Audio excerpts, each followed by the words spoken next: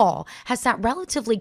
It snakes a monstrous 800 miles through California, from the desert of Palm Springs to the iconic skyline of San Francisco. The San Andreas Fault, feared by all, has sat relatively calm in recent years. But the reminder of its power is seen in the scars, some long since repaired, others still carved into the earth. A new study finds San Andreas has built up more pressure today than in the last 1,000 years, priming the SoCal region for just what geologists have warned about for decades.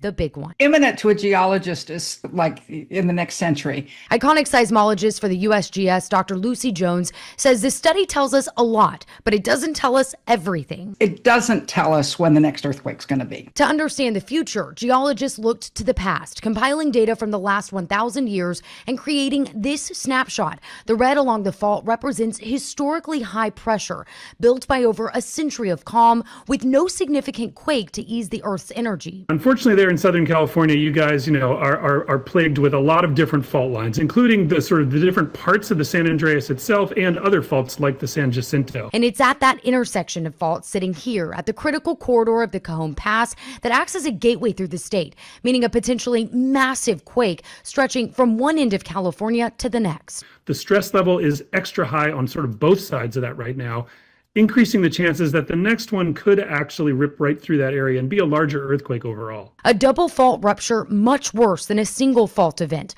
which we know is still deadly, like the 1989 6.9 Loma Prieta quake in San Francisco, killing 63 people. Experts say this study should be motivation to take the big one a little more seriously. I asked Dr. Jones if we could get any kind of relief through a series of smaller quakes, specifically there through the Cajon Pass. In short, she said, no, it just doesn't work that way, that when we see these magnitude 7 or 8 earthquakes, it just releases so much pressure that anything smaller just simply wouldn't be enough. It snakes a monstrous 800 miles through California, from the desert of Palm. What are your thoughts on the very next earthquake that is supposed to hit Southern California? Do you live in the path of the earthquake? How are you preparing for this earthquake? Do you believe it? Are you prepared? What are you doing? Please like this video and share this video with family and friends so they too can be prepared.